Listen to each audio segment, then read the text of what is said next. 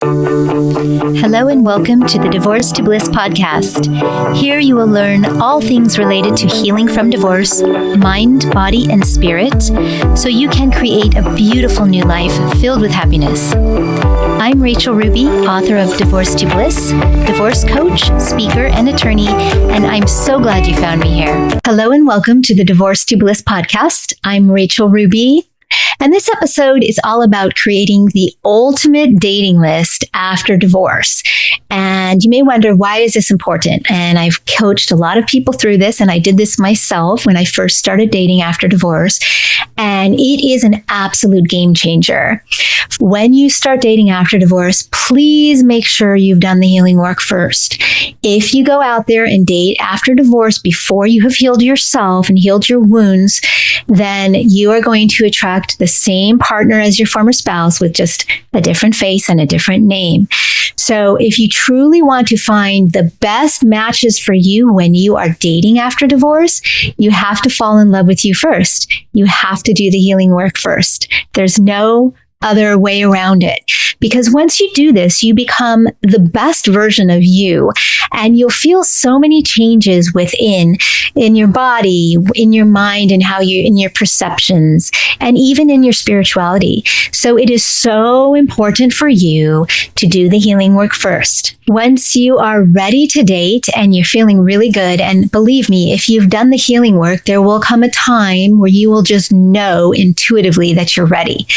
And everything, all your systems will kind of be firing and you'll be excited about it. And whether you go on the apps, I never did the apps, and that's a whole different podcast. But whether you go on the apps or you're meeting people outside of that, it doesn't matter. You still should make a list. The list is going to keep you grounded. It's going to keep you from falling into old patterns.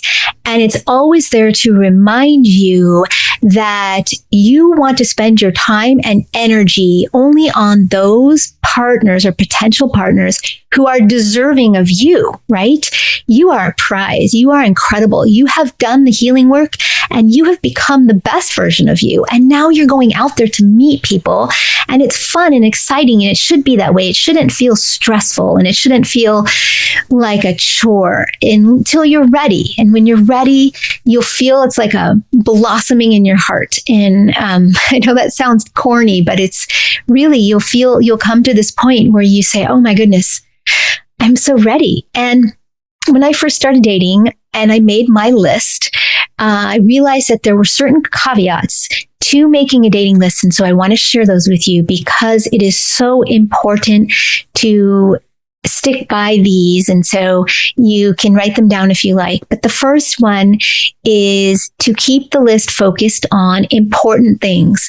Now, of course, we want to be attracted to somebody, and we might want to put on our list someone attractive, and that's fine. But really, there are people who you will meet. For those women, there are men you will meet who maybe aren't totally attracted, or you're not completely attracted to at the beginning. And as you talk to them and you get to know them, you might become attracted to them. And that happened to me. And so I know that is possible. So I want you to go in with an open mind. That's the first thing, an open mind and an open heart. So you can really meet these men, because it's fun to meet a lot of different men and get to know them and see, what makes them tick, what's exciting, what may not be exciting about them. Try to keep the list focused on the important things so that you can really spend your time and energy trying to dig those out. And next is, this is super important. We don't want to put on our list anything that's negative. So we don't want to ever say, I don't want this, or I can't have that. There is scientific proof that when we focus on something, when our brains focus on something, whether it is from a perspective of I want that or I don't want that, if we are focusing on it, that's what we're attracting.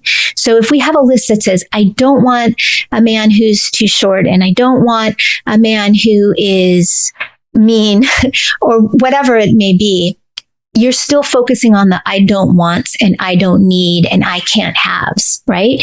And so your brain is going to want to give you those kinds of things.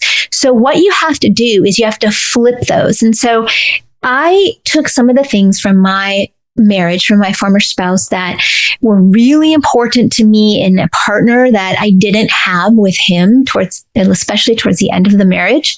And I flipped them around into positives. So this is what you need to do. You want to flip it into a positive. So if, for example, you were married to someone who really had a hard time listening to you and kind of tuning into what you were saying, and you felt like they weren't even paying attention, you might want to put on your list someone who's a good listener, someone who's empathetic, someone who's going to really ask me questions about how I'm feeling when I'm explaining how I'm feeling about something. And those are how we turn it into positives, and we don't put on there something negative. And we keep our brain focused on what we want and what we need. And this is how you will attract the right potential partners to you. And whether you're looking for a relationship right off the bat or whether you're not, I wasn't. When I first started dating, I just wanted to have fun. I hadn't dated in 30 years. So for me, it was really a time to meet exciting and interesting people and have a good time. And I knew in my heart that when the time came for the right person to come into my life who was going to be a partner, I would know. But until then, I wasn't going out there and trying to find that person. And that's another really important thing. And that's why we make this list, because we don't put on the list, I want a husband. We don't put on the list, I want the perfect partner, or I want someone who's ready to get married right now. We put on the list the qualities that we would like to see in a partner that we want and we need, so that we can draw that partner to us. And when the timing is right, that person will come. And I went into this whole dating experience knowing this. And for me, that was huge, because I wasn't in any kind of a rush to get married or even get into a relationship. I just wanted to have fun. But I knew that I wanted to be around a man who made me feel good about myself and respected me and all of that. So we'll talk about some of those emotional traits that we want to put on the list in a moment. Another caveat and really important thing to remember is that a dating list is fluid, and that means that it can change at any time. It evolves as you evolve. You might go on a date with someone and realize, hey, I had this on my list, but that's no longer important. Or now, because of this experience that I had with these last few dates, this is really important to me. And so you might want to swap that out or add it or take something off your list. And so remember that the list is fluid. So when you first make your list, you haven't been on a date yet, it's okay. If you go on a date and you come back and say, oh my goodness, I am, highlighting this, I'm crossing this out, it's okay. Keep doing that, because it's like whittling down that piece of wood that you're creating to make something really beautiful out of, right? And refining it so that you can continue to meet people who really align with your core values, your goals, and what you're looking for in a future partner. Lastly, it's important to remember that you're probably never going to find a person who meets all of your check boxes. And I want you to keep this in the front of your mind, because if you go out there expecting to find the perfect person, you're not going to. You have to remember that nobody's perfect. You're not perfect. I'm not perfect. All those men out there who you're dating, they're not perfect. And that's okay, because if we were all perfect, everyone would be happy, right? Well, maybe not. Maybe they'd be unhappy because there'd be too much perfect. And so we want to embrace the imperfections. What we don't want to do is meet somebody who doesn't have a core value on our list and tell ourselves that we can change them, because that is not going to happen. And I guarantee you, if you have that mindset that you can change somebody, especially when it comes to core values and traits that you are looking for in a partner, big red flag. Don't do that. So if you see the red flag, tell that person, or, maybe you should not be seeing that person anymore. I didn't. And we'll talk about red flags in a little bit, some more. And now I want to talk to you about how we're going to break all this down into sections of qualifications. And the first one is to categorize any traits from past relationships, especially your former spouse, that maybe did not support you. And especially now that you've done the healing work and you've become this higher version of yourself, you might have even more of those, or your eyes might have been opened and your heart opened more to see some of the things that did not support you and will not support this higher, better version of you now. I mentioned this earlier when I was talking about flipping those traits into positive aspects, positive character traits that you're looking for. And I gave an example of that. So I want you to continue to do that. And when you feel something really strong, maybe you're thinking about your past partner and how he would get angry at you for something you would do often or say, or he would tease you or manipulate, whatever it is. I want you to find the positive flip side of that and put that on your list if that's really important to you. That was important to me, hugely important, like I mentioned. So those things were on my list. Okay, now let's get into some of the emotional traits. And this is really, I think, the core, the crux of the list. It is so important to, once you've done the healing work and you know what you want, you know what you need, to be able to express what you want and need in a potential partner that is just non-negotiable.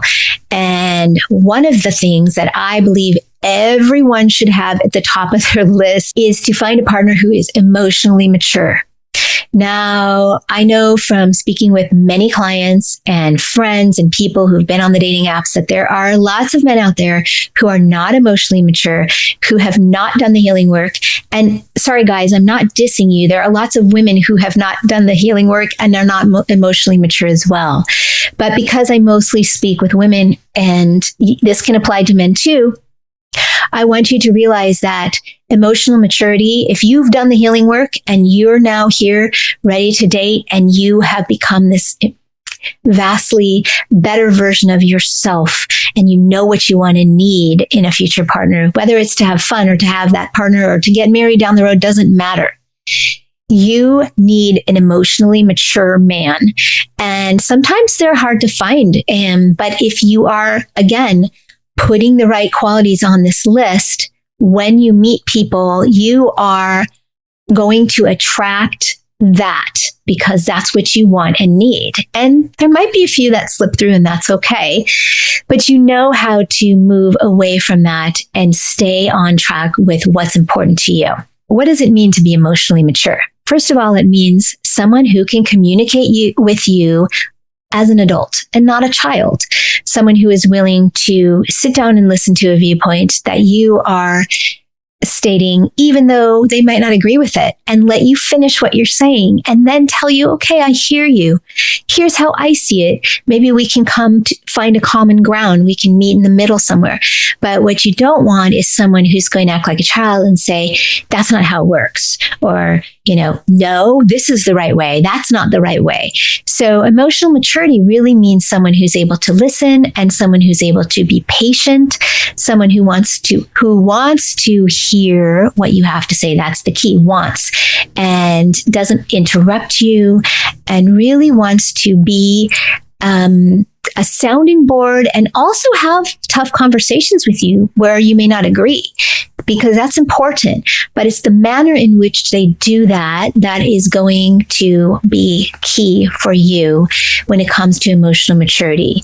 So it's somebody who is not going to get defensive when you say something that maybe doesn't resonate with what they're feeling about whatever it is you're speaking about.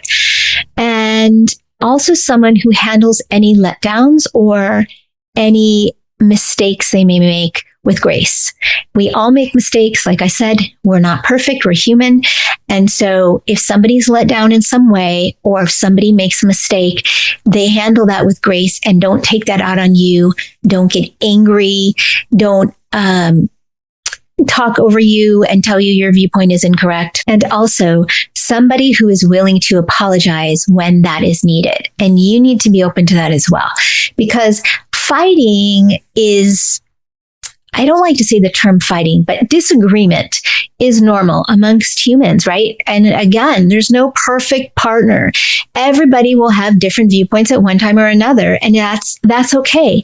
But to be emotionally mature and to be a strong partner, somebody who really deserves you, is somebody who might have a different viewpoint, but wants to hear yours and wants to talk about it. And so that's what we're looking for when we're looking for an emotionally mature man. Let's talk about some other emotional traits that you may want to include on your list. One is empathy. And I kind of mentioned that as part of emotional maturity. And so they kind of go hand in hand, but we all want someone who wants to listen to us. We all want someone who wants to hear us and see us and feel us. If we have a bad day, it's almost like needing that hug, right? That hug feels so good, or a bad experience, or you got off the phone with somebody and you had a bad phone call or whatever it is. It just feels good to feel those arms of love around you and telling you that it's going to be okay, not necessarily telling you how to fix it or what you should be doing or how you could have done something differently.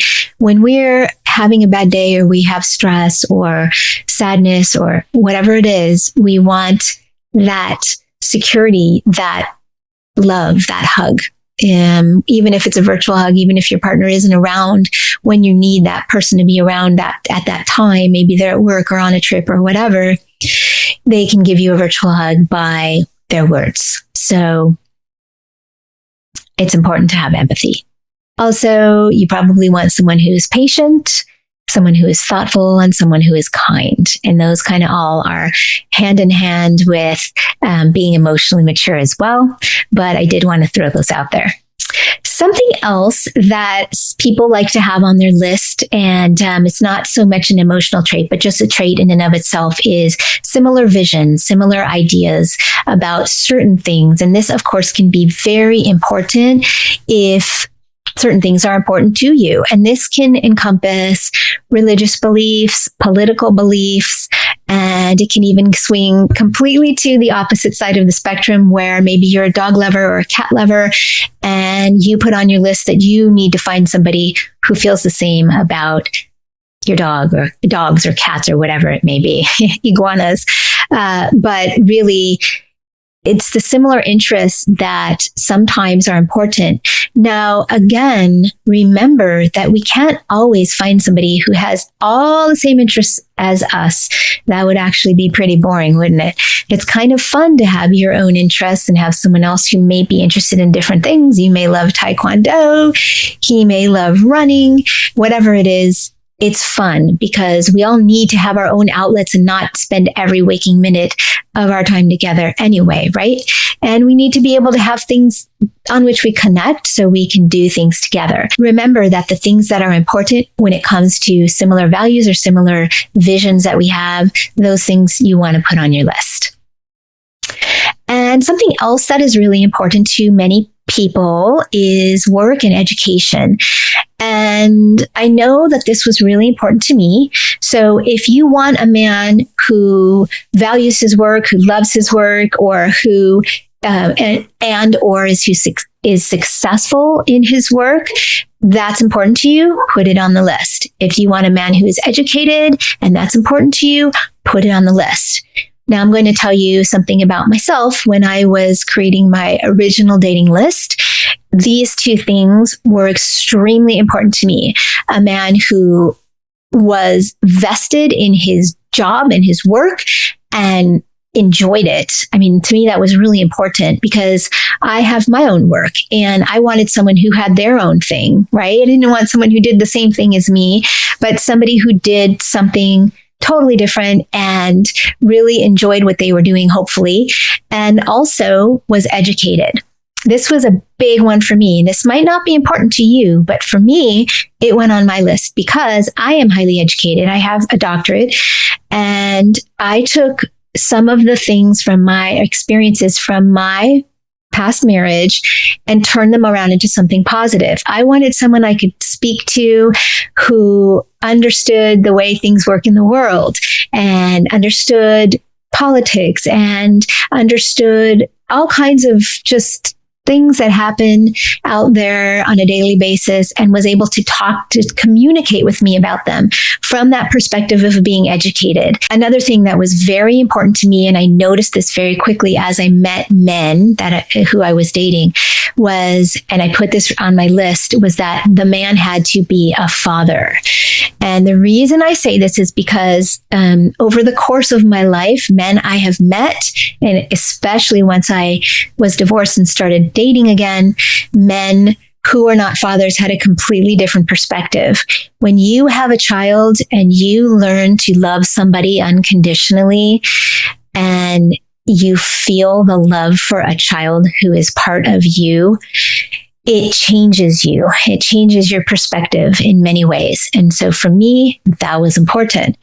For some women, that's not important. Another thing that you might want to consider is someone who's financially savvy. And this may or may not be important to you. Was important to me because I am financially savvy. I've always been very conservative with investing and with saving. And to me, I wanted somebody who was a little bit like-minded. Now, if they were a little more fun, like, hey, we can invest this money, but let's take a little bit out and do something, that's great. I love it. I'm all about that. But I didn't want someone who had the idea that, hey, you only live once. We just got this extra little bit of money. Let's go spend it, right? I kind of wanted to have a conversation about it. Like, hey, what are the best things to do with this money? And so to me, that was really important. And last, I wanted a partner who was self-assured, who was confident. And a lot of the things I've already mentioned, like having a strong work ethic and being educated and being financially savvy, sometimes that brings confidence, right? But if people have been divorced and they haven't done the healing work, sometimes they don't have that self-confidence, that self-assurance. That's why we do the healing work, people. And so I knew I wanted a man who was really secure in himself as a partner, but also as a man. Because to me, that was so huge. I wanted someone who was going to stick up for me. I wanted someone who was going to fight for me. I wanted someone who was going to respect me. And none of those things come if a man doesn't have self-confidence. And so to me, self-confidence, self-assurance was so important. All of these things you can consider putting on your list, but only you know what you need and what you want. Some of these things I've mentioned are so important, and I hope you do include them on your list, and such as the emotional maturity. But you may have other items you want to put on there. So I want you to really think about what's important to you. Now, I want to say one more thing about deal breakers and red flags, because it's important to bring this up. You may go out with somebody who seemed like a great guy when you first talked to him on the phone, or maybe had a video chat with. Maybe you even discovered you're already attracted to him physically, and he sounds great and he checks all the boxes, or a lot of the boxes. Remember, all the boxes is rare. And you go out with him and he says a few things during the conversation at dinner that kind of make you think, that's interesting.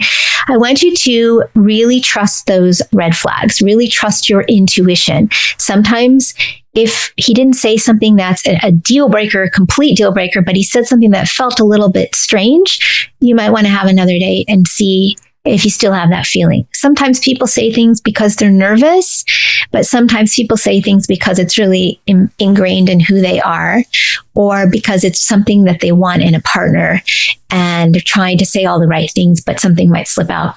Now, I'm going to give you another example of when I started dating, because I met somebody. I was dating 3 or 4 really great guys, and I met somebody who was actually a musician, and that was huge turn on for me because of my own history. And I loved that, and it took a while for us to make a plan to actually, several months, actually, a long time, because I think at the time he was with somebody. And then we kind of reconnected and decided to meet each other and have some appetizers, and he had a drink. I don't drink, and one of the first things I asked was whether he was still with this person, because obviously I'm not going to waste my time and energy with somebody who is in a relationship, right? And nor should that person be seeing somebody if they're in a relationship. And that to me was huge. No cheaters. I I'm not a cheater. I'm not going to date a cheater. Somebody has to be honest and truthful. And by the way, gosh, I didn't mention those two things. Those are huge things that should be on everyone's list. Someone who speaks their truth and who is honest, because I do that. I provide honesty and truth to everyone that I meet, and I expect that from people. If you're not honest or truthful, you've lost me right there. So anyway, back to my story. I met this man. We sat down. We're having a great conversation. We were obviously physically attracted to each other. We're both highly educated, going great. We're having this wonderful conversation. And I ask about who I knew to be a girlfriend months before when I first met him.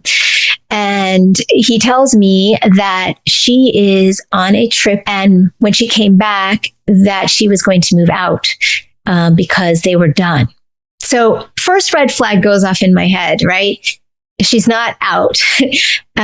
Whether or not it's true that the relationship had gone south and it was over and he was done as he claimed, and that she was moving out, we just don't know if this is really going to happen, if he's saying this from honesty and truth, or because maybe he wants to get me into bed. I don't know. I just don't know, right? So we continued talking and I thought, okay, I'm going to give him the benefit of the doubt tonight. And he had to go and I had to go. And so we left and we chatted after and we got together one more time, just very briefly. And it was clear that there was a lot of physical attraction, but I brought it up again and I said, I'm going to bring up the elephant in the room.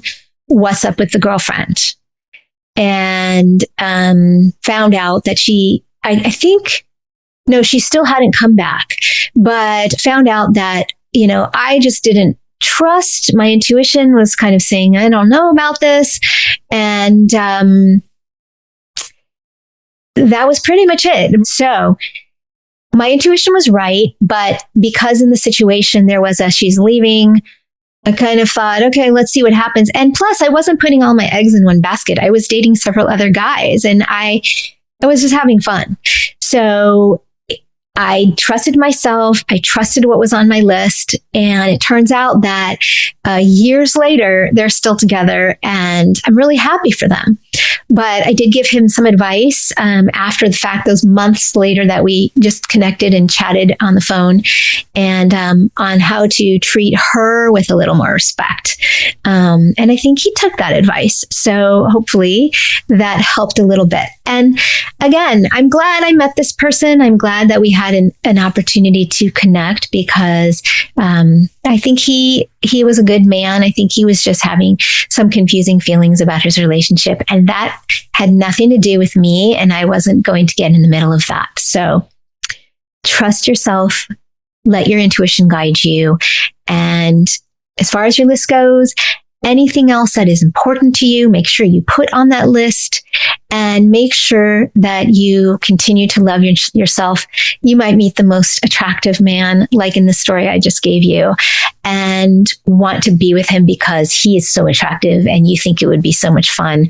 But if he cannot treat you with respect and he cannot give you what you know you need and deserve and what you want, please walk away. You are so much better than that. My loves, my wonderful women who have healed, done the healing work. I promise you that if you meet someone and you see these red flags and your intuition meter is going crazy, that by walking away, you are empowering yourself even more. And that right person will come along. Don't let fear guide you, right? That's part of the healing work, is we're guided by love. And you will meet people who are deserving of you. And that's why we make a list. So I hope this was helpful. Thank you so much for joining me. I hope you get some value from this podcast. I try to talk about topics and that are really helpful in your journey from divorce to bliss, because I know for a fact that it is possible to find that bliss. So when it comes to dating, my last parting words to you: have fun, be fun, and don't be so serious, because when that right person comes along, if that's what you're looking for or hoping for in time, it's okay. It'll happen. It'll happen when it's meant to happen. And in the meantime, just have fun, be light, and listen to yourself. Thank you for being here again.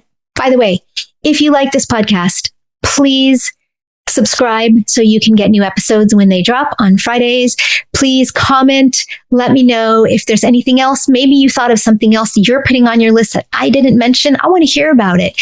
Tell me how it's going with your dating after you make the list. I want to hear about that too. And share this podcast episode or any of the other episodes with someone who may need it, because we all need a helping hand sometime. Thank you so much.